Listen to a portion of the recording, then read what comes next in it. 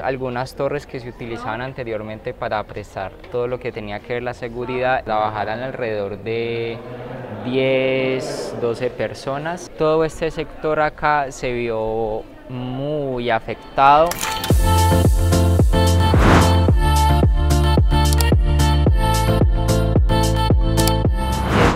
Pues como están motivaditos el día de hoy. Estamos acá en Cintra, un lugar que yo creo que mucha gente diría que qué magia esto tan hermoso, tan maravilloso. Wow. Verdes montañas con una de las vistas más bonitas, se podría decir, también de Portugal, donde podemos divisar lo que tiene que ver Cintra. También podemos ver un poquito de Lisboa, que era muy colorido. Acá tenemos de color amarillo, tenemos una torre, luego que no falten los azulejos en Portugal, los azulejos en cada momento, algunas torres que se utilizaban anteriormente para prestar todo lo que tenía que ver la seguridad y visualizar el perímetro del lugar. Allá en la parte de arriba era donde estábamos y comenzamos a hacer el recorrido que nos pasaba. El recorrido se demora alrededor de 20 minutos en una cama tan grande. Yo creo que duermen hasta como 5 personas ahí. Sí, bueno.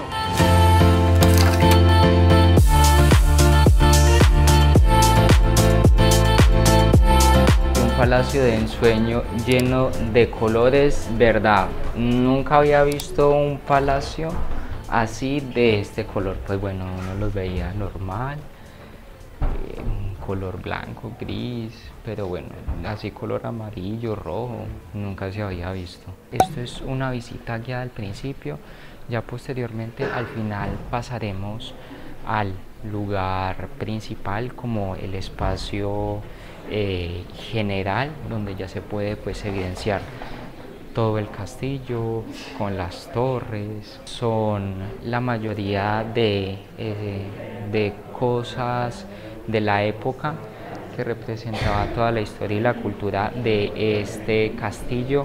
Este señor Manuel II es el principal en todo este proceso y en todo este proyecto de renovación de este palacio. Tomó la decisión de construir un palacio o una ermita, no era así tan grande, era más pequeña, en referente a Nuestra Señora da Pena. Claro que no estaba tan grande o bueno, como tan interesante como lo podemos ver ahorita. Era un lugar mucho más pequeño, pero también era muy interesante porque guardaba todo lo que tenía que ver la historia de Portugal en un ámbito muy religioso. Se llama la sala de los venados. Vean pues, sala de los venados, pero venados de animales y no venados de cachos como los que les montan a las parejas. Miren esto, lo interesante acá con estos acabados, color blanco y azul, representando como el color de la paz. Decía que este lugar era donde se sentaban las personas a comer, a desayunar, entonces me imagino que era como un grupo bastante grande. Son techos muy pequeños, son espacios muy pequeños, pues aunque digamos uno no es tan grande, pero sí son espacios como muy pequeños. Miren esta cocina tan inmensa. Yo creo que para nosotros los que cocinamos, porque aunque no sepan, a mí me gusta mucho también cocinar. Cuando quiera les cocino, les voy a cocinar un video bien interesante. Esta cocina, miren lo inmensa que era. Yo creo que aquí era para que trabajaran alrededor de 10, 12 personas y todavía conservan como los utensilios que utilizaban en la época.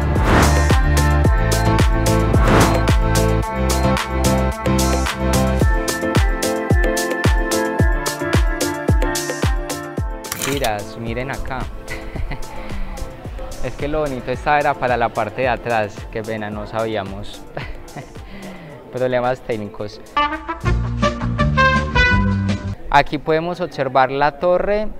Esta torre es una de las más importantes en este lugar porque lo que hacía era que ofrecía una vista panorámica de 360 grados. Resulta que este castillo, cuando surgió el terremoto del año de 1755, todo este sector acá se vio muy afectado, entonces esto quedó en ruinas, no quedó sirviendo para nada. Todas las personas, todos los monjes tuvieron que salir de acá, salieron así pero volados de este lugar. Que este castillo fuera tan bonito en su parte colorida y tanto estructural fue en cierta culpa por Fernando II. ¿Qué pasó con este señor? Este señor era catalogado como una de las personas más importantes en el ámbito de las artes, de la cultura, y esta persona también era una persona políglota porque hablaba español, francés, italiano, húngaro y también, por supuesto, portugués. Además de esto, le habían dado a él muchas menciones en ese tiempo referente al arte porque era una persona muy estudiada. Refleja todo lo que tiene que ver de las vistas del Palacio da Pena. Muy interesante. Y yo creo que también es muy tranquilo, muy calmado. Imagínese usted acá esperar la tarde, que se vea bien bacano, bien poderoso. Muy interesante esto acá. Bueno, les voy a mostrar. Miren los colores, amarillo, y luego tenemos los azulejos, y ahí al fondo está el rojo, que es ese rojo vivo. Creo yo que cuando estaba esto al inicio, esto era muy bonito este color, y ahora, mentira, todavía sigue muy bonito, muy interesante. Inspirado por la cultura germánica que él venía, porque venía muy influenciado de esto, de este espacio acá, era simplemente arreglar o adecuar este lugar que fuera un espacio vacacional para la familia real. Le dieron como que la mano y se tomó el brazo y terminó haciendo un verdadero palacio muy interesante. Fue a cargo de un amiguito de él, que el señor se llamaba Baron Leifert. Miremos ahora esto aquí por acá, mientras les voy contando. Uy, una caída acá está como pesadita. Entonces el señor Baron dijo, bueno, vamos a hacer aquí, vamos a modificar esto. Esto también evoca tiempo atrás, lo que tenía que ver una influencia manuelina, y esto el señor se inspiró haciendo estos procesos en un libro como muy famoso que se llamaba Las 1001 noches, que es un libro del Medio Oriente muy interesante. Tiene 85 hectáreas de bosque. Está ido de todos los continentes.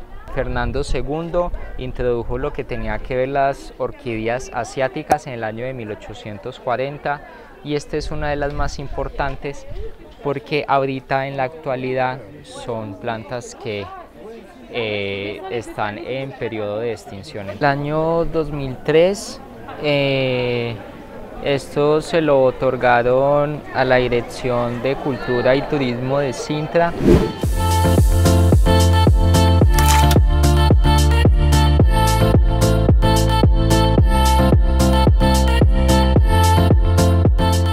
Creímos en las redes sociales de que se viera este lugar tan bonito. Guiño, guiño. Vamos a introducir un meme en este momento. Guiño, guiño. Esperamos que les haya gustado, se hayan informado un poco, hayan conocido algo de historia de este lugar. Nos veremos en otro capítulo. Recordar suscribirse, darle like para que ayude al algoritmo de YouTube. Nos veremos. Un besito. Chao, chao.